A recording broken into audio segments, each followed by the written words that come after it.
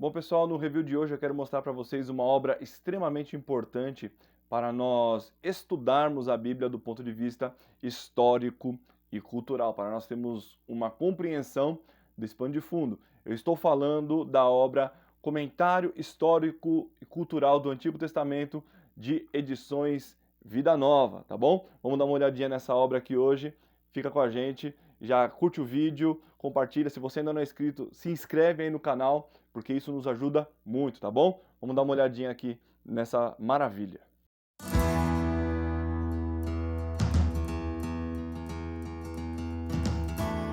Bom, pessoal, esse é o comentário histórico-cultural da Bíblia, Antigo Testamento, de John Walton, Victor Matthews e Mark Cavalans, que vem até nós através de edições Vida Nova, né? Esse comentário bíblico, ele é o antigo comentário Atos, né? Ele vai tratar de um ponto de vista, como o nome já diz, histórico e cultural da Bíblia, tá bom? Esse é o volume do Antigo Testamento que nós vamos dar uma olhadinha hoje. Vamos ver o tamanho dessa obra. Nós temos aqui 16 centímetros e meio de largura. Temos aqui 23,5 de altura. Temos aqui a lombada de 5 centímetros, tá bom? Essa obra tem, vou dar uma olhadinha na quantidade de páginas, 1081 páginas, tá bom? Então é uma obra grande, extensa, volumosa, com muito material para nós utilizarmos durante os estudos e também as ministrações, tá bom? Vamos dar uma olhadinha no que ela tem aqui por dentro. Uma folha de rosto aqui simples, né? Ficha catalográfica. Vamos lá, sumário. Aqui no sumário nós vemos uma divisão canônica dos livros, né? Então você vê aqui, ele tem uma breve introdução ao Pentateuco, Gênesis, Êxodo, Levítico, Números, Deuteronômio, livros históricos, né? Aí ele vem Josué, Juízes, Ruth, 1º e 2º Samuel, 1º e 2º Reis, 1º e 2º Crônicas, Esdras, Neemias, Esther. Literatura poética e de sabedoria, Jó, Salmos, Provérbios, Eclesiastes, Cântico dos Cânticos, literatura profética, aí vem Isaías, Jeremias, Lamentações de Jeremias, Ezequiel, Daniel, Oséias, Joel, Amós, Obadias, Jonas, Miqueias, Naum e Abacuque, Sofonias, Ageu, Zacarias e Malaquias. Então, primeira coisa que nós precisamos entender, o que esse comentário bíblico ele vai diferir de outros comentários. Porque geralmente você pega um comentário, seja ele expositivo ou até mesmo exegético, ele vai tentar, ele vai buscar ali te dar o sentido do texto, o sentido daquela passagem. Se você pegar um comentário devocional, ele vai ser um comentário voltado para a aplicação daquela passagem bíblica, daquele texto, na sua vida pessoal. Já esse comentário histórico-cultural, ele vai buscar trazer até nós, dentro do texto bíblico, as questões culturais do período em que o livro foi escrito. Então você pega um comentário como esse, você vai ver, nós vamos ver alguns trechos aqui, ele não comenta o capítulo inteiro, ele vai pegar os pontos que tem alguma informação histórico-cultural para nos passar, para elucidar o texto que nós estamos utilizando em outro comentário já, o Bíblia de Estudo, para enriquecer, né, e para nós termos ciência de o porquê aquilo foi daquela maneira, tá bom? Então vamos dar uma olhadinha, tem aqui o prefácio, tá? Dá uma olhadinha. Esta obra tem o objetivo de preencher uma lacuna no vasto campo dos comentários bíblicos de um volume. Em vez de abordar todos os variados aspectos da teologia, da estrutura literária, do significado das palavras, da história, da erudição e assim por diante, nosso desafio principal foi oferecer informações sobre os contextos histórico, geográfico e cultural do texto bíblico, tá? Alguns talvez até questionem até que ponto as informações relacionadas a esse contexto são importantes para a interpretação do texto. O que esperamos proporcionar ao leitor com base nas informações contidas neste comentário tem sido acertadamente demonstrado que o conteúdo teológico da Bíblia não depende de sabermos onde ficava as localidades geográficas ou qual era o seu contexto cultural. Também é correto afirmar que é possível reunir todas as evidências históricas e arqueológicas que, por exemplo, atestam a ocorrência do êxodo israelita do Egito, sem contudo comprovar que foi Deus quem o orquestrou. E certamente o envolvimento de Deus é o aspecto mais importante para o autor do texto bíblico, porque então deveríamos investir tanto tempo e esforço tentando entender o pano de fundo da cultura, história, geografia e arqueologia de Israel? O objetivo dessa obra não é apologético, embora parte das informações aqui apresentadas possa ser usada em discussões nesse campo. No entanto, não foi o interesse apologético que orientou nossa seleção e a apresentação dos dados. Em vez disso, procuramos lançar luz sobre a cultura e a cosmovisão israelitas. Por quê? Quando lemos a Bíblia pela ótica da fé, queremos extrair do texto o máximo de conteúdo teológico possível. Como resultado, as pessoas tendem a enxergar significados teológicos e até mesmo nos detalhes.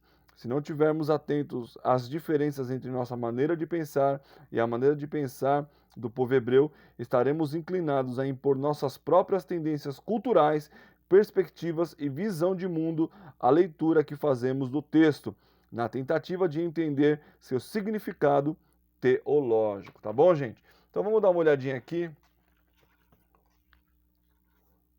Temos aqui a relação de materiais, os teólogos aqui, os historiadores que trabalharam nessa obra, em cada livro da Bíblia, aqui a relação de cada um deles, tá? E aí nós temos aqui uma introdução ao Pentateuco. Então, nós sabemos que nós temos uma divisão protestante, Pentateuco, livros históricos, livros poéticos e proféticos, né? Então, toda a vez que tiver entrando num grupo desses livros, você vai ter uma introdução específica desse grupo, tá? Então, como nós temos aqui, introdução ao Pentateuco, tá? Aí você tem aqui o Êxodo também, Levítico, Números, Deuteronômio, e aqui nós entramos já em Gênesis, tá bom? Você vê que ele não tem uma introdução, né, dos livros da Bíblia, por quê? Porque a introdução, ela geralmente que você vai encontrar numa Bíblia de estudos ou num comentário bíblico, ela é uma introdução que vai tratar de data, composição do livro, quem escreveu, por que essa informação tá nesse livro, e isso já está no corpo dos comentários, tá bom? É por isso que você tem uma introdução mais resumida como essa que nós vimos, tá? Para ganhar espaço para os comentários bíblicos, né? Não teria por que repetir essa informação. Vamos dar uma olhadinha aqui. Por exemplo, olha que interessante. Além do comentário, você tem alguns quadros explicativos como esse aqui. A religião de Abraão. Vamos ler um trechinho. É importante mencionar que a família de Abraão da qual Abraão procedia, não era monoteísta. Veja, Josué 24, versículo 2 até o 14. Mas compartilhava das crenças politeístas do mundo antigo daquela época. Nesse sistema religioso, os deuses estavam ligados às forças da natureza e se revelavam por meio dos fenômenos naturais. Esses deuses não demonstravam sua natureza, nem davam indícios do que poderia gerar seu favor para com os seres humanos ou provocar sua ira contra eles. A adoração a eles consistia em serem adulados e bajulados, terem suas vontades e caprichos obedecidos e sua ira aplacada, né? A manipulação era o seu modo padrão de operação. Eram deuses feitos à imagem do homem. Uma das principais razões para Deus haver feito uma aliança com Abraão foi revelar-se como ele realmente era, corrigindo assim a falsa visão da divindade desenvolvida pelas pessoas. Mas essa revelação foi planejada para acontecer em estágios e não de uma única vez. É o que nós chamamos na teologia de revelação progressiva. Deus foi se revelando aos patriarcas, Deus foi se revelando aos escritores bíblicos, ao povo de Israel, através da Escritura.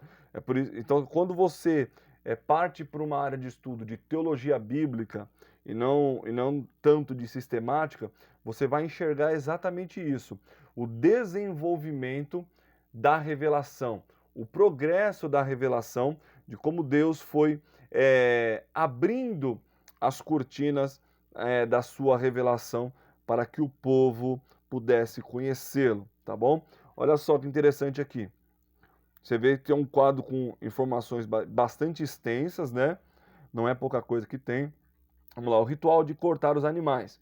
Como no caso de Jeremias 34:18, em que um ritual de aliança é marcado por dividir ao meio um animal sacrificado e andar entre as partes, aqui Abraão recebe o sinal da promessa da aliança que pedira. Cada animal com 3 anos de vida, novilho, cabra, carneiro, rolinha, pombinho e os mesmos animais incluídos no sistema sacrificial descrito em Levítico, é cortado ao meio, exceto as aves. Textos hititas do segundo milênio utilizam um procedimento semelhante para a purificação, enquanto alguns tratados aramaicos do primeiro milênio fazem uso de tais rituais a fim de colocar uma maldição sobre qualquer violação do tratado. Textos de Mari e Alalak, não sei se é essa a pronúncia correta, né? Retratam o sacrifício de um animal como parte de cerimônia de um tratado. Andar no meio dos animais sacrificados pode ser entendido como uma ação simbólica, representando tanto a promessa da terra garantida na aliança, quanto uma maldição sobre quem violasse a promessa. Embora intérpretes questionem as implicações que uma maldição sobre si mesmo teria para Deus, a atitude de Abraão de enxotar as aves de rapina simboliza a proteção futura que receberiam contra seus inimigos quando tomassem posse da terra. Ele está falando aqui daquela passagem que Deus está fazendo uma aliança com Abraão, e no meio do sacrifício ali, aves de rapina se aproximam, né? Então, por isso, por essa crença, esse medo de uma maldição que Abraão ainda tinha, lembrando que ele estava nesse progresso da revelação, por esse motivo, Abraão ali espantou, na verdade, as aves, né? Vamos dar uma olhadinha aqui. No Êxodo, né? A 10ª praga. A 10ª praga, Festival Egípcio da Realeza. Pode haver uma referência aqui ao famoso Festival Egípcio Sede, que representava a renovação da autoridade real. A celebração era planejada para que todos os deuses confirmassem a autoridade real do faraó. Enquanto aqui, como resultado das pragas, todos os deuses devem reconhecer a realeza de Yahvé, não como uma nova coroação, mas por meio do reconhecimento do seu poder. No festival Sede, o rei afirmava seu domínio passando por toda a terra, simbolicamente, de forma que desejasse a majestade, da forma que desejasse. A majestade do faraó é ridicularizada, enquanto a de Yahvé é confirmada à medida que Deus vai passando pela terra para firmar sua autoridade por meio da praga, tá bom? Aqui nós temos um pequeno comentário também sobre a festa dos pães asmos. Vamos dar uma olhadinha aqui, mais dois comentários, tá? Olha só. Estamos aqui em Isaías capítulo 20, né, quando ele está ali falando o oráculo, né, contra a Babilônia, e aqui no capítulo 21, e no versículo 21, capítulo 21, versículo 7, nós temos carros no século 8 a.C. Os assírios usavam unidades em carros divididas em esquadrões de 50 homens, como cerne das forças de campanha, seu exército. Eles mantinham o destacamento de 2, 3, 4 homens, atuando como condutor da carruagem, e os outros como flecheiros ou escudeiros. Em períodos anteriores, Assurbanipal, né, um terceiro cavalo era preso ao lado do carro para ser usado caso um dos animais fosse ferido ou se o condutor precisasse fugir de um veículo danificado. Ilustrações de carros em relevos assírios demonstram que inicialmente tinham rodas de tamanho médio, com 6 raios e uma única viga que se estendia até a frente para engatar 2 cavalos. Mais tarde, durante o reinado de São Manassés III, os cavalos se tornariam mais pesados, com enormes os carros, perdão, se tornariam mais pesados, com enormes rodas de 8 raios. Senaqueribe também acrescentou uma dupla de cavalos para ajudar a puxar esses carros mais pesados, né? E aqui ele vai falar também a cavalaria no século 8 a.C., né? Vai continuar aqui, né? Esse comentário. Então nós vemos que ele vai tratar sempre do ponto de vista histórico e cultural aqui, né? Sempre trazendo essa ideia e esse pano de fundo. Olha só, nós estamos aqui em Daniel capítulo 1, quando Daniel rejeita a comida, né? Rejeita o banquete de Faraó. Vamos dar uma olhadinha no que ele diz aqui. Tem havido amplos debates e diversas sugestões quanto às razões pelas quais Daniel e seus amigos se recusaram a comer a comida real. A maioria se baseia na primícia da oposição entre carne e vegetais. Veja os comentários também do capítulo 1:5 e 1:12, né? É verdade que compartilhar da comida do rei implicava em certo nível de submissão ao rei, mas nesse caso não faria diferença o que os jovens iriam comer. Segundo as leis da dieta judaica kasher, provavelmente a carne era considerada impura, mas a armazenagem ou preparo incorreto dos alimentos também tornava a comida impura. Além do mais, as leis da dieta judaica não proibiam o consumo do vinho. As carnes de melhor qualidade, sem dúvida, eram fornecidas aos palácios pelos templos, onde haviam sido oferecidas diante de ídolos, e o vinho derramado como libação diante dos deuses. Mas qualquer comida podia facilmente seguir este mesmo percurso. A decisão certamente não estava associada com vegetarianismo ou evitar comidas calóricas com objetivos nutricionais. Então é isso, pessoal, essa obra que eu queria compartilhar com vocês, né? Uma obra extremamente importante para que nós possamos interpretar também o texto bíblico e ter uma noção desse pano de fundo e de como essas questões culturais, históricas, geográficas se relacionam com o texto bíblico. Espero que vocês tenham gostado. Você encontra essa obra também lá no nosso site, livrariaculturabiblica.com.br, tá bom?